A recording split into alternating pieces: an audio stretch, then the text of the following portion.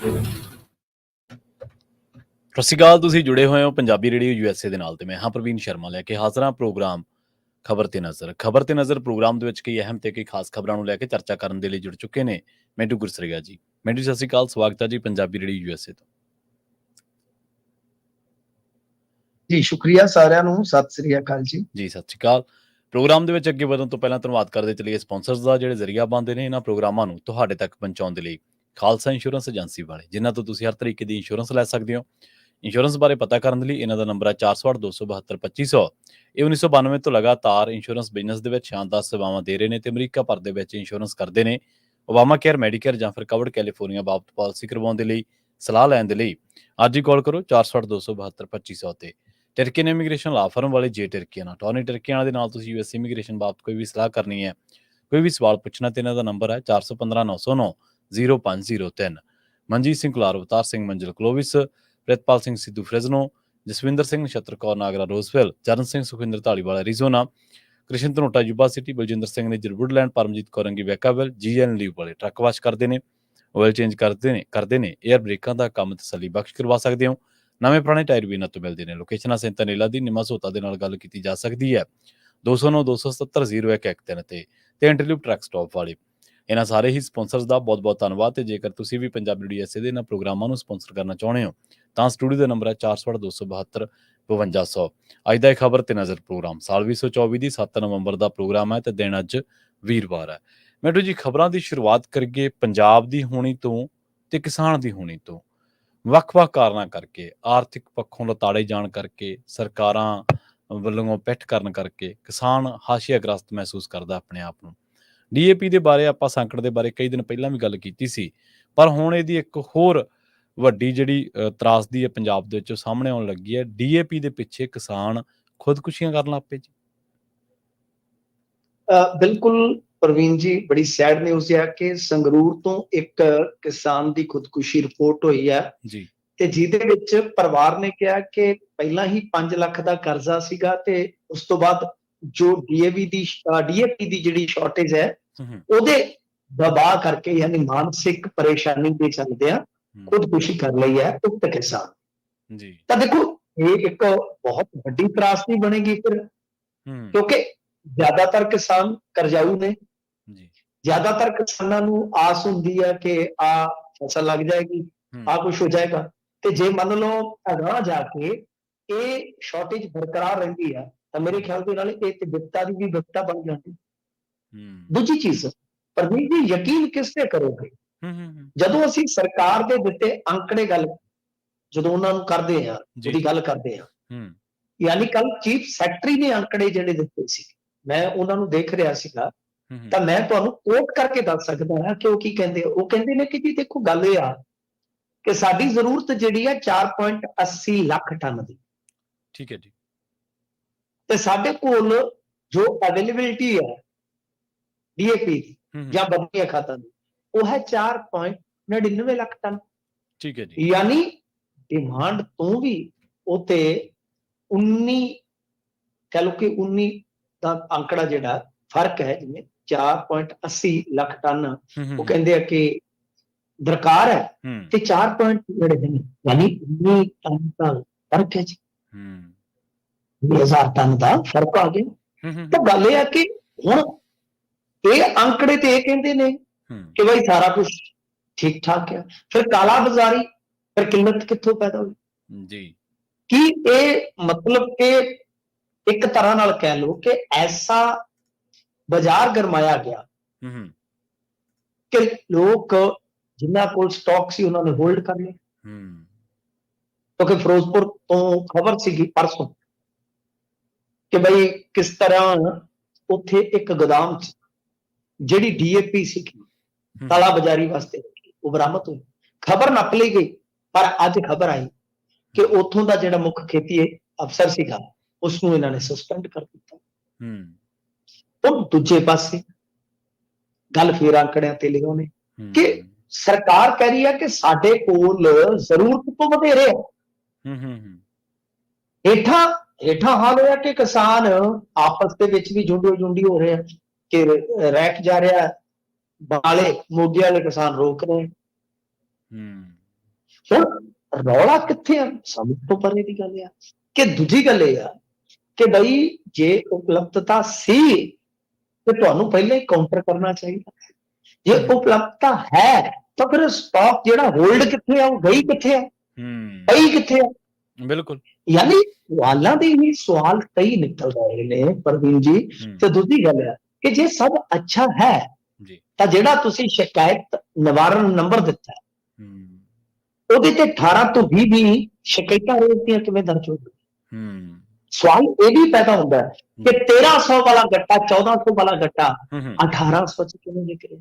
ਸਵਾਲ ਇਹ ਵੀ ਪੈਦਾ ਹੁੰਦਾ ਹੈ ਕਿ ਹਰਿਆਣੇ ਦੇ ਵਿੱਚ ਤਾਂ ਅੱਜ ਫਤਿਆਬਾਦ ਚ ਉੱਥੇ ਡਾਂਗਾ ਸੋਟੇ ਚੱਲੇ, ਜਿਹੜਾ ਭਾਜਪਾ ਸ਼ਾਸਿਤ ਰਾਜ ਆ। ਫਿਰ ਸਾਡੇ ਕੋਲ ਵੱਧ ਕਿਵੇਂ ਆ ਗਈ? ਜਾਂ ਸਵਾਲ ਇਹ ਵੀ ਆ ਸਾਹਿਬ ਕਿ ਤੁਸੀਂ ਜਿਹੜਾ ਕਹਿ ਰਹੇ ਹੋ ਕਿ ਡੀਏਪੀ ਦੇ ਨਾਲ ਬਦਲਵੇਂ, ਜਿਹੜੇ ਬਦਲਵੇਂ ਸਾਡੇ ਕੋਲ ਹੋਰ ਬਦਲ ਲਿਆ ਸਬਸਟੀਟਿਊਟ ਹੈ, ਜਾਂ ਉਹ ਅੰਕੜੇ ਤੁਸੀਂ ਇੰਨੇ ਵੱਡੇ ਵਿੱਚ ਮਿਲਾ ਲੈਂਦੇ ਹੋ ਕਿ ਡੀਏਪੀ ਥੋੜੀ ਰਹਿ ਜਾਂਦੀ। ਕਿਉਂ? ਕਿਉਂਕਿ ਸਾਡੇ ਇੱਥੇ ਜੈਨਰਿਕ ਦਵਾਈ ਦਾ ਸਭ ਤੋਂ ਵੱਡਾ ਬਾਜ਼ਾਰ ਜੀ ਜੀ। ਪਰ ਜਦੋਂ ਸ਼ੌਪ ਤੇ ਲੋਕ ਜਾਂਦੇ ਨੇ ਆਮ ਤਾਂ ਉਹ ਕਹਿੰਦੇ ਆ ਕਿ ਲਾਲ ਰੰਗ ਦਾ ਹੀ ਪੱਤਾ ਲੈਣਾ। ਬੇਸ਼ੱਕ ਦੁਕਾਨਦਾਰ ਕਵੇ ਕਿ ਇਹਦੇ ਤੋਂ ਤੁਹਾਨੂੰ 50 ਰੁਪਏ ਬਚ ਜਾਣੇ ਆ, ਸੇਮ ਸਾਲਟ ਹੈ, ਸਭ ਕੁਝ ਉਹੀ ਹੋਏਗਾ, ਪਰ ਉਹਨਾਂ ਕਹਿਣਾ ਕਿ ਨਹੀਂ, ਪੱਤਾ ਲਾਲ ਚਾਹੀਦਾ। ਸਾਡੇ ਲੋਕਾਂ ਨੂੰ ਡੀਏਪੀ ਲਿਖਿਆ ਹੋਣਾ ਚਾਹੀਦਾ। ਇਹ ਵੀ ਤੇ ਪੰਗਾ ਹੈ। ਉਹ ਤਾਂ ਤੁਸੀਂ ਉਹਨਾਂ ਨੂੰ ਜਾਗਰਿਤ ਕਰੋ, ਇਸ ਪੱਧਰ ਤੇ ਲੈ ਕੇ ਜਾਓ ਕਿ ਭਾਈ ਆਹ ਫਾਇਦਾ ਮਤਲਬ ਕਿ ਇਹਨਾਂ ਚੀਜ਼ਾਂ ਦਾ ਵੀ ਹੁੰਦਾ ਹੈ, ਇੱਕੋ ਜਿਹੇ ਗੁਣ ਹੈ ਇਹਨਾਂ ਚ। ਜੀ ਜੀ, ਠੀਕ ਹੈ ਨਾ ਜੀ। ਕਰਨਾ ਕੀ ਆ? ਜ਼ਮੀਨ ਦੇ ਤੱਤਾਂ ਦੀ ਘਾਟ ਹੀ ਪੂਰੀ ਕਰਨੀ ਆ ਨਾ। ਸਹੀ ਸਹੀ ਸਹੀ। ਤਾਂ ਮਤਲਬ ਕਿ ਕਿਤੇ ਨਾ ਕਿਤੇ ਫਿਰ ਜਾਂ ਲੈਕ ਆਫ ਅਵੇਅਰਨੈਸ ਹੈ, ਤਾਂ ਤੁਸੀਂ ਉਹ ਅੰਕੜੇ ਮਿਕਸ ਕਰਕੇ ਇਸ ਤਰ੍ਹਾਂ ਦਿਖਾ ਰਹੇ ਹੋ ਕਿ ਸਾਡੇ ਕੋਲ ਤੇ ਸਟਾਕ ਵਾਧੂ ਹੈ ਕਿਉਂਕਿ ਜ਼ਿਮਨੀ ਚੋਣਾਂ ਨੇ, ਪਰ ਹੇਠਾਂ ਕਿਸਾਨ ਖੁਦਕੁਸ਼ੀ ਕਰ ਰਿਹਾ ਸਨ। ਤਾਂ ਮੇਰੇ ਖਿਆਲ ਦੇ ਨਾਲ ਉਹ ਖਾਦ ਕਰਕੇ ਕਰ ਰਹੇ, ਇਹ ਤੇ ਬਹੁਤ ਹੀ ਗਮਗੀਨ ਕਰਦਾ, ਬਹੁਤ ਹੀ ਏਦਾਂ ਲੱਗਦਾ ਸਾਹਿਬ ਕਿ ਪਿੰਡਾਂ ਚੋਂ ਖੁਸ਼ੀਆਂ ਉਹ ਨਸ ਗਈਆਂ। ਜੀ ਜੀ, ਨਸ ਗਈਆਂ। ਉਹ ਜਿਵੇਂ ਇੱਕ ਨਾ ਮੈਂ ਉਹ ਇੱਕ ਸ਼ੇਅਰ ਪੜ੍ਹਿਆ ਸੀ ਬਹੁਤ ਲੰਮਾ ਸਮਾਂ ਪਹਿਲਾਂ ਕਿਤੇ, ਤੇ ਉਹਦੇ ਚ ਉਹ ਲੇਖਕ ਨੇ ਬਹੁਤ ਸ਼ਾਨਦਾਰ ਅੰਦਾਜ਼ ਚ ਗੱਲ ਕਹੀ ਸੀਗੀ ਕਿ ਗਾਂव की आंख से बस्ती की नजर से देखा, एक ही रंग है दुनिया को जिधर से देखा। तो एक रंग की है उदासी, उदासी फिक्र चुके। हाँ, पिंडां च भी एक वखरी दुनिया जिन्हां दा सरदा भाई उन्हां वास्ते समस्या ना कोई समस्या, मतलब कि घूमदी है गेम एक फोन ते। राजस्थान चो आके भी रिश्तेदार जिहड़े आ वो डीएपी लै जांदे ने साहब। सच है, सच, क्योंकि मैं खेतां च रहना। ਜੀ ਬਿਲਕੁਲ ਬਿਲਕੁਲ। ਅਗਲੀ ਖਬਰ ਦੇ ਵੱਲ ਵਧੀਏ ਤੇ ਕੇਜਰੀਵਾਲ ਕਹਿੰਦੇ ਕੱਲ ਨੂੰ ਲੁਧਿਆਣੇ ਪਹੁੰਚ ਰਹੇ ਆ ਜੀ। ਹਾਂਜੀ, ਅੱਗੇ ਤੇ ਇਹ ਰੇਲ ਗੱਡੀ ਤੇ ਚੜ ਆਉਂਦੇ ਸੀ, ਉਹ ਟੁੱਟਾ ਜਿਹਾ ਟੈਚੀ ਫੜ ਕੇ ਸ਼ਤਾਬਦੀ ਚੋਂ ਨਿਕਲਦੇ ਹੁੰਦੇ ਸੀ ਕਿ ਆਏਂਗੇ ਜੀ, ਆਂਗੇ ਹਾਂਜੀ। ਹੁਣ ਪਤਾ ਨਹੀਂ ਕਿਹੜੇ ਜਹਾਜ਼ ਤੇ ਆਉਣਗੇ ਲੁਧਿਆਣੇ। ਤਾਂ ਗੱਲ ਇਹ ਹੈ ਕਿ ਲੁਧਿਆਣੇ ਆ ਰਹੇ ਆ, ਵੈਲਕਮ ਹੀ ਕਰ ਸਕਦੇ ਆ ਸਾਹਿਬ, ਆਪਾਂ ਕੀ ਕਰ ਸਕਦੇ ਹਾਂ ਜੀ। ਤਾਂ ਵੈਲਕਮ ਇਹਨਾਂ ਦਾ ਭਰਪੂਰ ਹੋਏਗਾ, ਮਹਿਫਲ ਪੂਰੀ ਸਜਾਈ ਜਾਏਗੀ, ਕਿਉਂਕਿ ਧਨਾਨਸੂ ਸਾਈਕਲ ਵੈਲੀ 40-50 ਕਿੱਲਿਆਂ ਦਾ ਪੰਡਾਲ ਤੇ ਉੱਥੇ ਸੱਦ ਲਏ ਸਾਰੇ ਪੰਜਾਬ ਦੇ ਸਰਪੰਚ, ਕਹਿੰਦੇ ਆਓ ਤੁਹਾਨੂੰ ਸਹੁੰ ਚੁਕਾਓ ਜੀ। ਤੇ ਸਹੁੰ ਚੁਕਾਉਣੀ ਆ ਸਾਡੇ ਸੁਪਰ ਸੀਐਮ ਦੇ ਸਾਹਮਣੇ। ਬਹਾਰੋਂ ਫੂਲ ਬਰਸਾਓ ਮੇਰਾ ਮਹਿਬੂਬ ਆਇਆ। ਮਹਿਬੂਬ ਨਹੀਂ, ਇੱਥੇ ਸਾਡਾ ਸੁਪਰ ਸੀਐਮ ਆਇਆ ਜੀ। ਤਾਂ ਗੱਲ ਇਹ ਆ ਕਿ ਰਾਘਵ ਚੱਡਾ ਜੀ ਹੋਣਗੇ, ਉਹਨਾਂ ਨੂੰ ਮਿੰਨੀ ਸੁਪਰ ਸੀਐਮ ਕਹਿ ਲਓ, ਫਿਰ ਹੋਰ ਕੀ। ਪਾਠਕ ਸਾਹਿਬ ਉਹਨਾਂ ਨੂੰ ਦੋ ਸ਼ਕੀਨੀ ਕਹਿ ਲਓ, ਫਿਰ ਹੋਰ ਕੀ ਹੈ। ਤੇ ਚੌਥੇ ਨੰਬਰ ਤੇ ਸਾਡੇ ਆ। ਇਹ ਤੇ ਏਦਾਂ ਆ ਜਿਵੇਂ ਉਹ ਤੁਹਾਨੂੰ ਪਤਾ ਹੈ ਨਾ ਕਿ ਇੱਕ ਬੁੱਤ ਜਿਹਾ ਰੱਖ ਕੇ ਡਰਾਈਵਿੰਗ ਸੀਟ ਤੇ ਕਾਰ ਜ਼ੋਰ ਦੀ ਮਾਰਦੇ ਆ ਕੰਧ ਕੁੰਧ ਚ, ਡਮੀ ਜੀ ਰੱਖ ਕੇ ਜੀ ਜੀ ਚੈੱਕ ਕਰਦੇ ਵੀ ਮਜ਼ਬੂਤ ਕਿੰਨੀ, ਕੋਈ 에ਅਰ ਬੈਗ ਕਿੰਨੇ ਕੀ ਜਲਦੀ ਖੁੱਲਦੇ। ਇੱਥੇ ਤੇ ਮੈਨੂੰ ਲੱਗਦਾ ਬਸ ਉਹ ਜਿਹੜਾ ਉਹ ਡਰਾਈਵਿੰਗ ਸੀਟ ਤੇ ਰੱਖੀ ਦਾ ਜਗਾੜ ਹੋਈ ਆ। ਖੈਰ ਸਭ ਉੱਥੇ ਸਾਰੇ ਇਹਨਾਂ ਨੇ ਸੱਦਣੇ ਨੇ ਪੰਚ ਸਰਪੰਚ ਜੀ, ਤਾਂ ਉਹਨਾਂ ਨੂੰ ਸਹੁੰ ਚੁਕਾਉਣੀ ਆ, ਯਾਨੀ ਹਜ਼ਾਰਾਂ ਦਾ ਇਕੱਠ ਵਿਖਾਉਣਾ ਹੈ ਕੇਜਰੀਵਾਲ। ਮਾਲ ਮਾਲਕਾਂ ਦਾ ਮਸ਼ਹੂਰੀ ਕੰਪਨੀ ਦੀ ਅਰਵਿੰਦ ਕੇਜਰੀਵਾਲ ਉਹ ਆਉਣਗੇ, ਆਪਦੀ ਕੰਪੇਨ ਸਟਾਰਟ ਕਰਨਗੇ, ਸਰਪੰਚ ਜੇਤੂ ਉੱਥੇ ਬੁਲਾ ਕੇ ਰਸ਼ ਹੋ ਗਿਆ, ਨਾਲੇ ਪ੍ਰਚਾਰ ਕਰ ਜਾਣਗੇ। ਖਜ਼ਾਨਾ ਕਿਹਦਾ? ਖਜ਼ਾਨਾ ਹੈਗਾ ਉਹਨਾਂ ਲੋਕਾਂ ਦਾ ਜਿਹੜੇ ਲੋਕ ਚੰਦ ਕੂ ਜਾਗਦੇ ਆ, ਬਾਕੀ ਸੁੱਤੇ ਦੇ ਸੁੱਤੇ। ਉਹ ਨੀਂਦ ਦੇ ਵਿੱਚ ਸੁਪਰ ਸੀਐਮ ਨੂੰ ਵੀ ਜ਼ਿੰਦਾਬਾਦ ਜ਼ਿੰਦਾਬਾਦ ਕਹਿਣਗੇ, ਇਨਕਲਾਬੀ ਕਹਿਣਗੇ। ਕੁਝ ਮਸਲੇ ਵੀ ਹੈਗੇ, ਕੁਝ ਛਾਪਲੇ ਉਹ ਵੀ ਹੈਗੇ, ਕੁਝ ਮਤਲਬ ਕਿ ਅਰਧ ਜਾਗੇ ਹੈਗੇ। ਸੋ ਇਹ ਕਹਾਣੀ ਹੈ। ਮੈਂ ਹੈਰਾਨ ਹਾਂ, ਇਸ ਪੰਜਾਬ ਚੋਂ ਬੁੱਧੀਜੀਵੀ ਵਰਗ ਚੋਂ ਵੀ ਕਿਸੇ ਨੇ ਇਹਦੇ ਤੇ ਆਵਾਜ਼ ਨਹੀਂ ਚੁੱਕੀ। ਮੈਂ ਸਵਾਲ ਚੁੱਕਦਾ ਸਾਹਿਬ ਕਿ ਹਜ਼ਾਰਾਂ ਸਰਪੰਚ ਨੇ, ਤੁਸੀਂ ਲਾ ਲਓ 3700 ਸ਼ਾਇਦ ਸਰਬਸੰਮਤੀ ਹੋਈ ਹੈ, ਉਹਨਾਂ ਨੂੰ ਕੱਢ ਦਿਓ 13,000 ਚੋਂ, 4000 ਕੱਢ ਦਿਓ ਸਰ, 9000 ਰਹਿ ਗਏ। 9000 ਚੋਂ ਵੀ ਹੋਰ ਕੱਢ ਦਿਓ।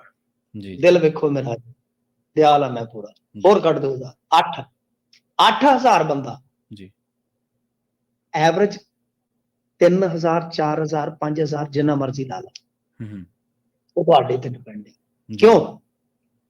ਜੇ ਬੰਦਾ ਸਰਪੰਚ ਤੋਂ ਕੱਲਿਆ ਨਹੀਂ ਜਾਏਗਾ, ਉਹ 4 ਨਾਲ ਹੋਰ ਲੈ ਕੇ ਜਾਏਗਾ। ਸਹੀ ਹੋਵੇ ਸਰਪੰਚ ਤੇ ਉਹ ਕੱਲਾ ਬੋਰੋ ਕਾਰ ਲੈ ਕੇ ਚਲਾ ਜਾਏਗਾ ਸਾਹਿਬ। ਚੌਧਰੀ ਹੋਵੇ ਤੇ ਕੱਲਾ ਚਲਾ ਜਾਏਗਾ, ਹੋ ਸਕਦਾ 2-3 ਘਰਾਂ ਜੀ, ਰੋਟੀ ਵੀ ਖਾਣੀ ਆ, ਦਾਲ ਵੀ, ਸਭ ਕੁਝ ਚੱਲਣਾ ਹੈ। ਤੇ ਰਾਤ ਨੂੰ ਨਾਗਨ ਝੂਮੇਗੀ, ਨਾਗਨ ਨਾਚੇਗੀ ਨਾ ਝੂਮ ਝੂਮ ਕੇ, ਰਾਤ ਨੂੰ ਬੋਤਲਾਂ ਦੀ ਨਾਗਨ ਵੀ ਨੱਚੇਗੀ। ਤਾਂ ਖਰਚਾ ਤੁਹਾਡੇ ਤੇ ਆ, ਤੁਸੀਂ ਕਿੰਨਾ ਲਾਉਣਾ ਐਵਰੇਜ 3 4 5, ਤਾਂ ਹੁਣ ਮਲਟੀਪਲਾਈ ਕਰ ਲਓ ਜੀ। ਯਾਨੀ ਸਰਕਾਰੀ ਖਜ਼ਾਨੇ ਨੂੰ ਵੀ ਚੂਨਾ ਚੇਪੀ, ਤੇ ਲੋਕਾਂ ਦੇ ਜੇਬ ਦੇ ਵਿੱਚੋਂ ਵੀ ਖਰਚਾ, ਤੇ ਲੋਕਾਂ ਦਾ ਜਿਹੜਾ ਟਾਈਮ ਅਜਾਈਂ ਗਵਾਉਣਾ। ਸਭ ਪਿਛਲੇ ਇਲੈਕਸ਼ਨ ਚ ਮੈਨੂੰ ਯਾਦ ਹੈ, ਡੀਏਵੀ ਕਾਲਜ ਹੈ ਤੁਹਾਡੇ ਉੱਥੇ ਮੁਕਤਸਰ, ਹਾਂਜੀ ਹਾਂਜੀ ਹੈਗਾ ਨਾ ਜੀ ਜੀ, ਕਿ ਮੈਂ ਝੂਠ ਬੋਲਿਆ? ਤਾਂ ਗੱਲ ਇਹ ਕਿ ਡੀਏਵੀ ਕਾਲਜ ਦੇ ਵਿੱਚ ਸਾਰੇ ਸਰਪੰਚਾਂ ਨੂੰ ਜ਼ਿਲ੍ਹੇ ਦੇ ਅਨੁਸਾਰ ਕੇ ਸਹੁੰ ਚੁਕਾਤੀ ਸੀ।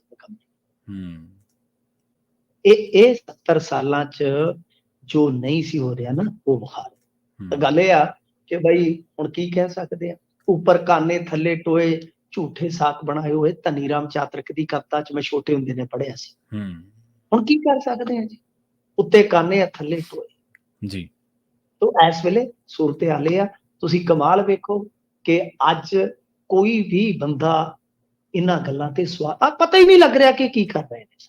ਆਮ ਬੰਦੇ ਨੂੰ, ਆਮ ਬੰਦਾ ਇੰਨਾ ਉਲਝਿਆ ਪਿਆ ਸਾਹਿਬ, ਝੋਨਾ ਨਹੀਂ ਚੁੱਕਿਆ ਜਾ ਰਿਹਾ, ਡੀਏਪੀ ਨਹੀਂ ਮਿਲ ਰਹੀ, ਠੀਕ ਹੈ ਨਾ ਜੀ। ਮਤਲਬ ਕਿ ਫੇਸਬੁੱਕ ਤੇ ਹੋਰ ਮੁੱਦੇ ਬੜੇ ਆ, ਰਾਜਾ ਵੜਿੰਗ ਦੀ ਘਰ ਦੀ ਨੇ ਸੁਰਖੀ ਬਿੰਦੀ ਲਾਈ ਹੈ ਜੀ, ਫਲਾਂ ਆ ਟਮਕਾ। ਮਤਲਬ ਕਿ ਹੁਣ ਸਾਡੇ ਕੋਲ ਬਹੁਤ ਮੁੱਦੇ ਆ ਜੀ, ਸਾਡੇ ਕੋਲ ਇਹਨਾਂ ਗੱਲਾਂ ਨੂੰ ਚੁੱਕਣ ਵਾਸਤੇ ਸਵਾਲ ਹੀ ਨਹੀਂ ਕਿ ਰੱਬ ਦਾ ਵਾਸਤਾ ਬਚਿਆ ਖੁਚਿਆ ਜਿਹੜਾ ਕੋਈ ਸਾਡਾ ਪੈਸਾ ਧੇਲਾ ਨਾ ਬਰਬਾਦ ਕਰੋ, ਇਹਨਾਂ ਦਿੱਲੀ ਵਾਲਿਆਂ ਦੇ ਥੱਲੇ ਲੱਗ ਕੇ ਨਾ ਬਰਬਾਦ ਕਰੋ।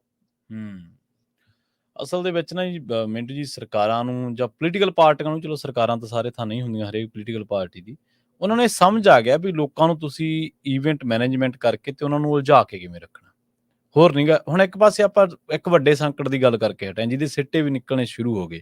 ਦੂਜੇ ਪਾਸੇ ਉਸੇ ਹੀ ਜਮਾਤ ਚੋਂ, ਉਸੇ ਹੀ ਕਲਾਸ ਚੋਂ, ਉਸੇ ਹੀ ਕੈਟਾਗਰੀ ਦੇ ਵਿੱਚੋਂ ਕਿਸਾਨੀ ਚੋਂ ਬੰਦਿਆਂ ਨੂੰ ਇੱਧਰ 12-13,000 15,000 ਬੰਦੇ ਨੂੰ ਇੱਧਰ ਉਲਝਾ ਲਓ। ਸੋ ਮਤਲਬ ਇਹ ਉਹਨਾਂ ਦਾ ਇੱਕ ਟ੍ਰਿਕ ਬਣ ਗਈ, ਉਹਨਾਂ ਨੂੰ ਟ੍ਰਿਕ ਦਾ ਪਤਾ ਲੱਗ ਗਿਆ ਵੀ ਇਹਨਾਂ ਲੋਕਾਂ ਨੂੰ ਉਲਝਾਈ ਰੱਖੋ ਕਿਸੇ ਨਾ ਕਿਸੇ ਈਵੈਂਟ ਰੱਖ ਕੇ, ਉਦੋਂ ਬਾਅਦ ਇਹਨਾਂ ਨੇ ਮੁੱਦਿਆਂ ਤੋਂ ਆਪੇ ਭਟਕ ਜਾਣਾ। ਰਹਿੰਦੀ ਖੁੰਦੀ ਕਸਰ।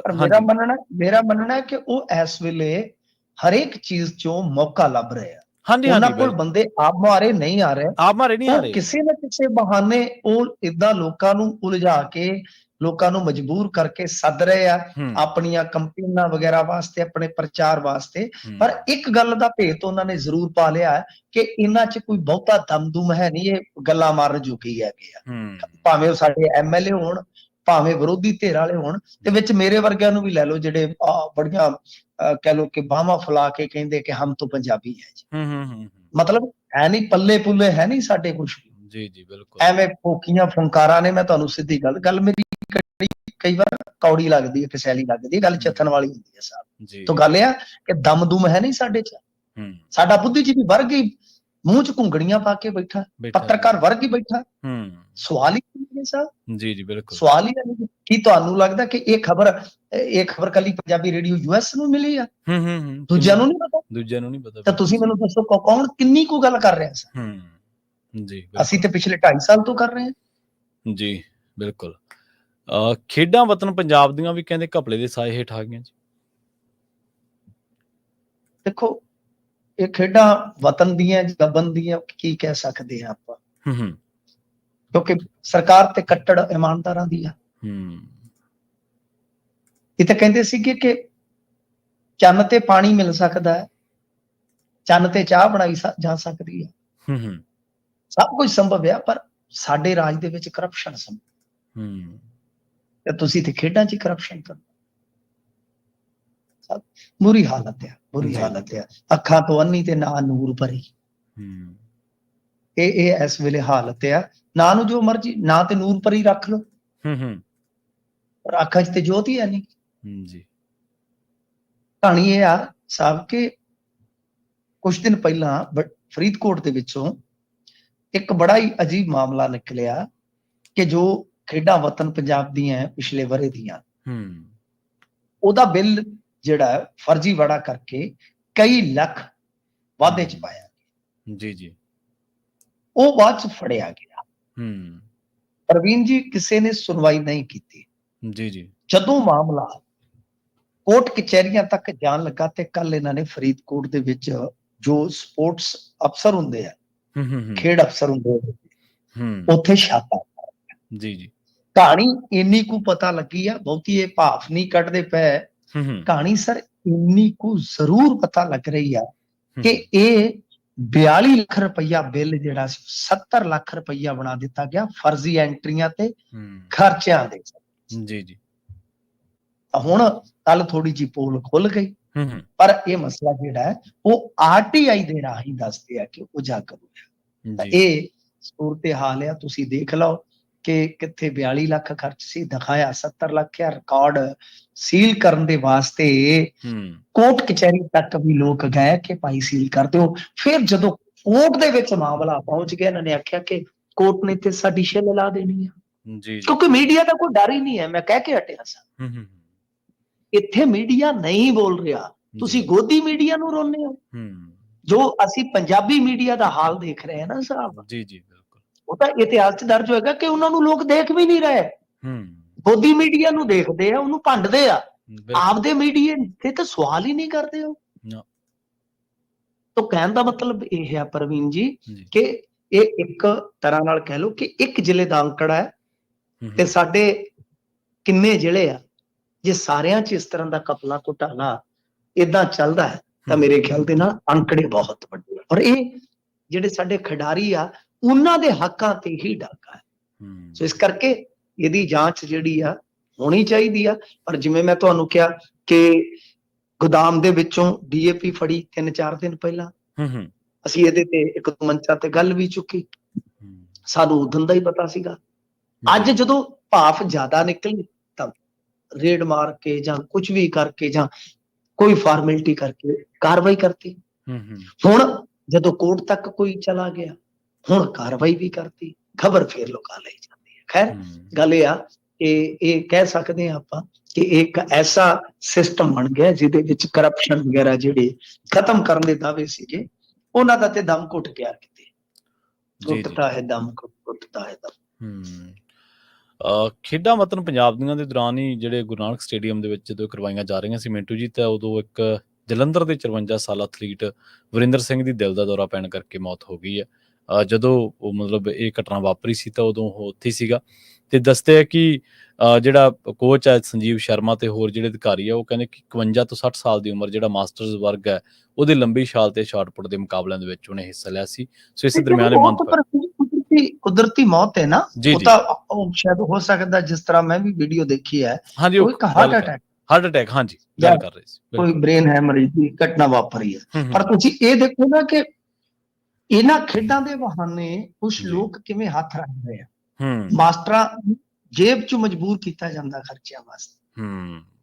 ਖਿਡਾਰੀਆਂ ਦਾ ਸ਼ਡਿਊਲ ਇੰਨਾ ਟਾਈਟ ਆ ਕਿ ਬੱਚੇ ਜਦੋਂ ਆਪਦਾ ਜਿਹੜਾ ਸਕੂਲ ਦਾ ਖੇਡ ਕੈਲੰਡਰ ਹੁੰਦਾ ਉਹਦਾ ਇਵੈਂਟ ਖੇਡ ਕੇ ਫ੍ਰੀ ਹੁੰਦੇ ਆ ਤਾਂ ਦੁਬਾਰਾ ਜ਼ੀਰੋ ਤੋਂ ਫਿਰ ਉਹਨਾਂ ਨੂੰ ਸਟਾਰਟ ਕਰਵਾ ਦਿੱਤਾ ਜਾਂਦਾ ਖੇਡਾਂ।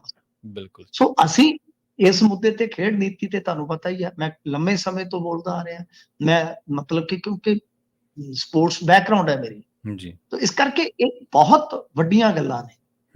ਅੱਜ ਤੁਸੀਂ ਦੇਖ ਲਓ ਇਹਨਾਂ ਨੇ ਪ੍ਰਵਾਨਗੀ ਲੈ ਲਈ ਆ।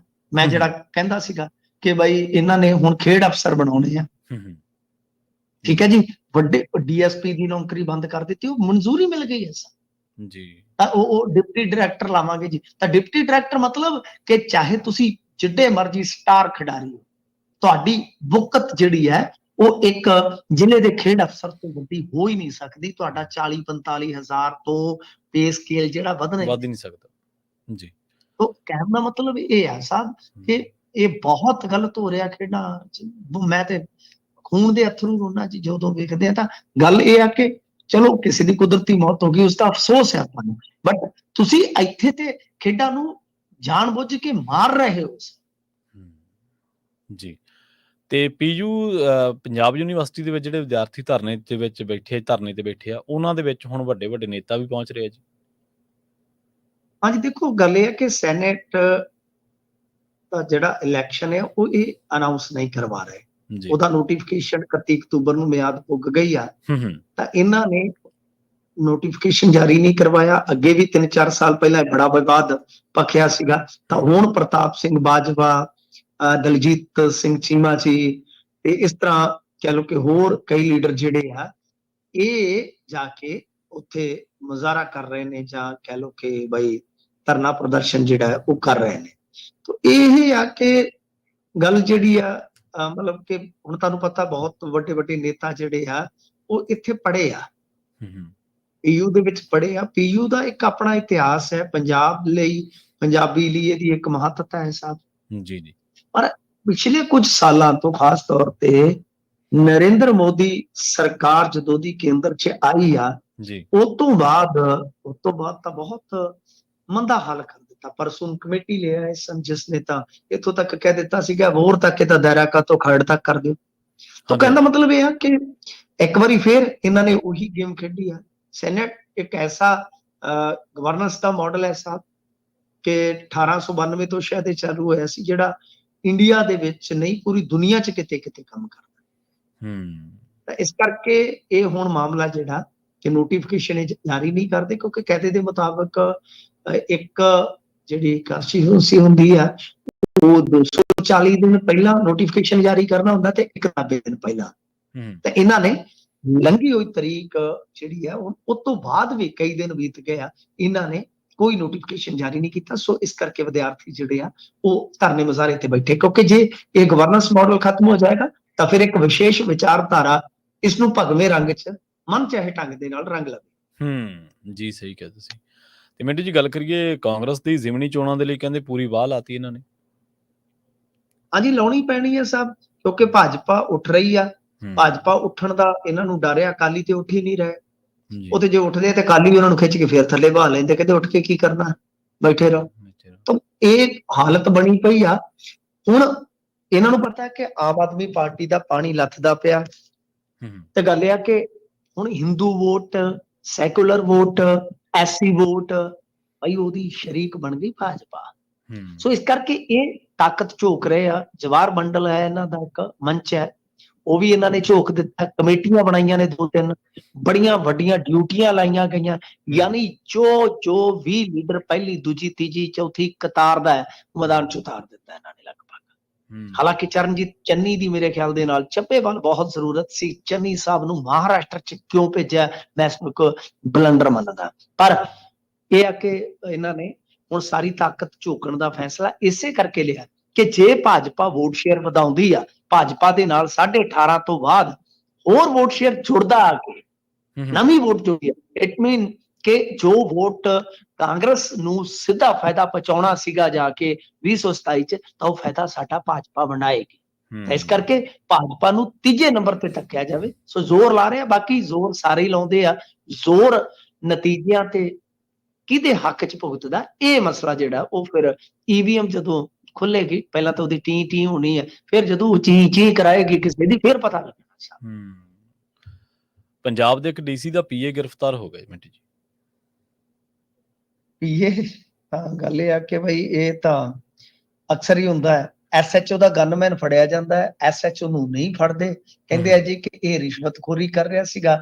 ਦੱਸੋ, ਜਿਸ ਐਸਐਚਓ ਦੇ ਦਫ਼ਤਰ ਦਾ ਗਨਮੈਨ ਜਾਂ ਪੀਏ ਉਹ ਰਿਸ਼ਵਤਖੋਰੀ ਕਰਦਾ ਤੇ ਉਹਨੂੰ ਪਤਾ ਹੀ ਨਹੀਂ, ਉਸ ਬੰਦੇ ਨੂੰ ਤੇ ਉਹੀ ਨੌਕਰੀ ਤੋਂ ਡਿਸਮਿਸ ਕਰ ਦੇਣਾ ਚਾਹੀਦਾ। ਤੇ ਜਾ ਕਿੱਥੇ ਰਹੀ ਹੈ ਇਹ ਵੀ ਕਦੇ ਕਿਸੇ ਨੇ ਨਹੀਂ ਦੱਸਿਆ। ਨਹੀਂ, ਉਹ ਚਲੋ ਇਮਾਨਦਾਰੀ ਜਿੰਦਾਬਾਦ ਕਹਿ ਸਕਦੇ ਆਪਾਂ ਪ੍ਰਵੀਨ ਜੀ, ਠੀਕ ਆ, ਪਰ ਕੀ ਉਸ ਅਫਸਰ ਨੂੰ ਘਰ ਨੂੰ ਨਹੀਂ ਘੱਲਣਾ ਚਾਹੀਦਾ ਕਿ ਤੇਰੇ ਦਫ਼ਤਰ ਦਾ ਬੰਦਾ ਹੀ ਏਦਾਂ ਸਭ ਕੁਝ ਕਰੀ ਜਾਂਦਾ ਯਾਰ, ਤੇ ਤੈਨੂੰ ਪਤਾ ਹੀ ਨਹੀਂ ਤੇ ਤੂੰ ਕੀ ਪਿੰਡਾਂ ਦੀ ਸਾਰ ਰੱਖੇਗਾ। ਸਵਾਲ ਤੇ ਆ ਜਾਂਦੀ ਕਿੱਥੇ ਆ, ਉਹ ਤੇ ਆਪਾਂ ਨੂੰ ਵੀ ਪਤਾ ਹੈ ਕਿ ਗਨਮੈਨ ਆਪਣੀ ਹਸਤੀ ਨਾਲ, ਆਪਣੀ ਔਕਾਤ ਨਾਲ ਕੀ ਪੈਸਾ ਇਕੱਠਾ ਕਰ ਲੂਗਾ ਰਿਸ਼ਵਤ। ਜੀ ਬਿਲਕੁਲ ਸਹੀ। ਥਾਣੇਦਾਰ ਨੂੰ 25 ਮੁਖਬਰਾਂ ਨੇ ਸ਼ਾਮ ਨੂੰ ਦੱਸ ਦੇਣਾ ਕਿ ਸਰ ਇਹ ਤੁਹਾਡੇ ਨਾਂ ਤੇ ਇੱਥੋਂ ਪੈਸੇ ਲਿਆ। ਤਾਂ ਮਤਲਬ ਤਰਨਤਾਰਨ ਦਾ ਜੇ ਡੀਸੀ ਫੜਿਆ ਗਿਆ, ਕੰਪਿਊਟਰ ਆਪਰੇਟਰ ਨੂੰ ਫੜਿਆ, ਕਹਿੰਦੇ ਜੀ ਭੁਗਤਾਨ ਕਰਨਾ ਸੀ, ਉਹਦੇ ਲਈ 50,000 ਰੁਪਏ ਮੰਗ ਰਿਹਾ। ਸਰ ਭੁਗਤਾਨ ਦਾ ਤਾਂ ਇੱਥੋਂ ਤੱਕ ਹੈ, ਮੈਂ ਤੁਹਾਨੂੰ ਵਿਚਲੀ ਹੋਰ ਗੱਲ ਦੱਸ ਦੇਣਾ। ਦੋਸਤ ਨੇ ਕਾਰੋਬਾਰੀ ਗੱਲਾਂ ਚੱਲਦੀਆਂ ਰਹਿੰਦੀਆਂ। ਇੱਕ ਦੋਸਤ ਦੱਸ ਰਿਹਾ ਸੀ, ਕਹਿੰਦਾ ਮੇਰੀ ਇੱਕ ਵਾਰੀ ਪੇਮੈਂਟ ਆਈ ਜੀ, ਸ਼ੈਲਰ ਓਨਰ ਹੈ ਉਹ ਵੀ। ਅੱਜ ਕੱਲ ਕਾਫੀ ਤੁਹਾਨੂੰ ਪਤਾ ਸ਼ੈਲਰ ਵਾਲੇ ਵੀ ਮੀਟਿੰਗਾਂ ਕਰਦੇ ਨੇ, ਆੜਤੀਏ ਵੀ, ਕਿਸਾਨ ਵੀ, ਸਾਰਾ ਕੁਝ ਚੱਲ ਰਿਹਾ। ਉਹ ਸਾਰੀ ਆਪਦੀ ਜਗ੍ਹਾ ਤੇ ਕਹਿ ਲਓ ਕਿ ਦੁਖੀ ਨੇ। ਤਾਂ ਉਹ ਗੱਲਾਂ ਚੋਂ ਗੱਲਾਂ ਨਿਕਲੀਆਂ ਤੇ ਇੱਕ ਬੰਦੇ ਨੇ ਦੱਸਿਆ, ਕਹਿੰਦਾ ਸਾਡੇ ਪੇਮੈਂਟ ਹੈ ਤੇ ਚੈੱਕ ਰਿਲੀਜ਼ ਕਰੋ ਦੇ ਨਾਮ ਤੇ 25,000 ਐਫਸੀਆਈ ਨੂੰ ਅਲੱਗ ਤੋਂ ਹਿਸਾਬ ਨਾਲ ਕੇਂਦਰ ਦੀ ਏਜੰਸੀ ਦੇ ਬੰਦੇ ਬੈਠੇ ਜੀ ਜੀ ਬਿਲਕੁਲ। ਯਾਨੀ ਕਿਸਾਨ ਨੂੰ ਆੜਤੀ, ਆਹੀ ਆਪਾਂ ਕਹਿੰਦੇ ਹਾਂ, ਆੜਤੀ ਨੂੰ ਸ਼ੈਲਰ ਤੇ ਸ਼ੈਲਰ ਵਾਲੇ ਨੂੰ ਐਫਸੀਆਈ ਵਾਲੇ। ਮੈਂ ਤਾਂ ਹੀ ਕਹਿੰਦਾ ਸਾਹਿਬ ਕਿ ਜਿਹੜੀ ਇਹ ਰੀਤ ਹੈ ਨਾ, ਇਹ ਆ ਜੋ ਝੋਨਾ ਕਣਕਾਂ ਲਈ ਇਸ ਫਸਲੀ ਚੱਕਰ ਤੇ ਤੁਹਾਨੂੰ ਕੱਢ ਦੇਣਗੇ। ਸਾਰੇ ਮਲਾਈ ਖਾਂਦੇ ਨੇ, ਬਿਲਕੁਲ ਮੇਰੀ ਗਰੰਟੀ ਹੈ ਇਹ ਨਹੀਂ ਕੱਢਣਗੇ। ਜੋ ਮਰਜ਼ੀ ਕਰ ਲੋ, ਇਹਨਾਂ ਨੂੰ ਤਾਂ ਬੈਠੇ ਬਿਠਾਇਆ ਲੱਖ 1.5 ਲੱਖ ਕਰੋੜ ਰੁਪਈਆ ਆ ਜਾਂਦਾ ਸਾਲ ਦਾ। ਤਾਂ ਬਈ ਹਰੇਕ ਚੁੰਝ ਮਾਰਦਾ। ਸੋ ਇਸ ਕਰਕੇ ਇਹ ਤੇ ਬੜਾ ਆਰਗੇਨਾਈਜ਼ਡ ਤਰੀਕਾ ਹੋ ਗਿਆ ਸਰ। ਗੱਲ ਇਹ ਆ ਕਿ ਹੁਣ ਇਸ ਮਾਮਲੇ ਦੇ ਵਿੱਚ ਜੇ ਆਪਾਂ ਵੇਖੀਏ ਕਿ ਸਾਰੇ ਡੀਸੀ ਦੀ ਜਾਂਚ ਨਹੀਂ ਹੋਣੀ ਚਾਹੀਦੀ ਕਿ ਕੀ ਇਹ ਰਿਸ਼ਵਤ ਯਾਨੀ ਪੇਮੈਂਟ ਰਿਲੀਜ਼ ਕਰਨ ਦੀ ਜਿਹੜੀ ਲਈ ਜਾ ਰਹੀ ਸੀ, ਕੀ ਇਕੱਲਾ ਪੀਏ ਰੱਖ ਰਿਹਾ ਸੀ ਜਾਂ ਹਿਸਾਬ ਕਿਤਾਬ ਸ਼ਾਮ ਨੂੰ ਖਾਓ ਪੀਏ ਕੋਈ ਹੋਰ ਕਰਦਾ ਸੀਗਾ ਨਾ। ਜਾਂਚ ਹੋਣੀ ਚਾਹੀਦੀ ਹੈ। ਜੀ ਜੀ ਬਿਲਕੁਲ। ਮੈਨੂੰ ਜੀ ਇਹਨਾਂ ਖਾਸ ਖਬਰਾਂ ਤੇ ਖਾਸ ਜਾਣਕਾਰੀਆਂ ਦੇ ਲਈ ਤੁਹਾਡਾ ਬਹੁਤ ਬਹੁਤ ਧੰਨਵਾਦ ਜੀ। ਧੰਨਵਾਦ ਜੀ। ਪ੍ਰੋਗਰਾਮ ਖਬਰ ਤੇ ਨਜ਼ਰ ਦੇ ਪਹਿਲੇ ਹਿੱਸੇ ਦੇ ਵਿੱਚ ਆਪਣੇ ਨਾਲ ਜੁੜੇ ਸਨ ਮਿੰਟੂ ਗੁਰਸਰੀਆ ਜੀ, ਜਿਨ੍ਹਾਂ ਦੇ ਨਾਲ ਆਪਾਂ ਕਈ ਅਹਿਮ ਖਬਰਾਂ ਨੂੰ ਲੈ ਕੇ ਚਰਚਾ ਕੀਤੀ ਹੈ। ਵੇਲਾ ਹੋ ਗਿਆ ਇੱਕ ਬ੍ਰੇਕ ਦੇ ਲਈ ਰੁਕਣ ਦਾ। ਖਬਰਾਂ ਹੋਰ ਵੀ ਨੇ ਜਿਨ੍ਹਾਂ ਨੂੰ ਲੈ ਕੇ ਆਪਾਂ ਗੱਲਬਾਤ ਕਰਾਂਗੇ, ਜਿਨ੍ਹਾਂ ਦੇ ਬਾਰੇ ਆਪਾਂ ਚਰਚਾ ਕਰਾਂਗੇ। ਜੁੜੇ ਰਹੋ ਪੰਜਾਬੀ ਰੇਡੀਓ ਐਸਏ ਦੇ ਨਾਲ। ਜਲਦ ਵਾਪਸੀ ਕਰਾਂਗੇ ਇੱਕ ਸ਼ਾਰਟ ਬ੍ਰੇਕ ਤੋਂ ਬਾਅਦ।